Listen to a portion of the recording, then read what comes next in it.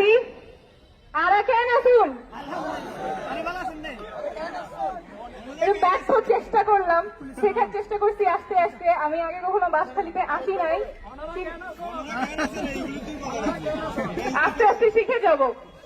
আপনাদের বাঁশখালীর অনেক কৃতি সন্তান এনসিপিতে আছে, বাঁশখালী নিয়ে অনেক ভালো ভালো কথা শুনছি এবং আস্তে আস্তে দেখলাম বাঁশখালী প্রাকৃতিক ভাবে এত সুন্দর, সেজন্যই বোধহয় বাঁশখালীর মানুষও খুব সুন্দর। একটু আগেই স্বাগতপুর মিশমা বলছিলেন যে আপনারা কিভাবে জুলাই আগস্টের সামনে থেকে প্রতিবাদ করেছেন, যুদ্ধে সামিল হয়েছেন।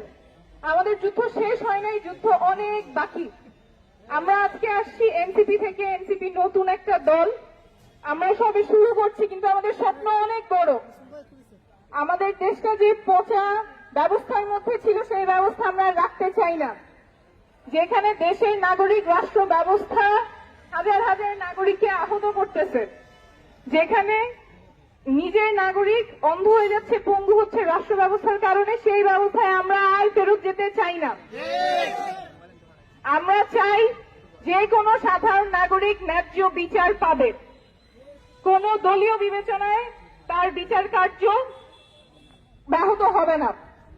আমরা চাই আমাদের নতুন বাংলাদেশে শিক্ষা স্বাস্থ্য কোনো পণ্যে পরিণত হবে না, সবাই সুশিক্ষার অধিকার রাখে, পকেটে টাকার অভাবে কেউ চিকিৎসার অভাব ভোগ করবে না, সবার জন্য সুচিকিৎসা নিশ্চিত হবে।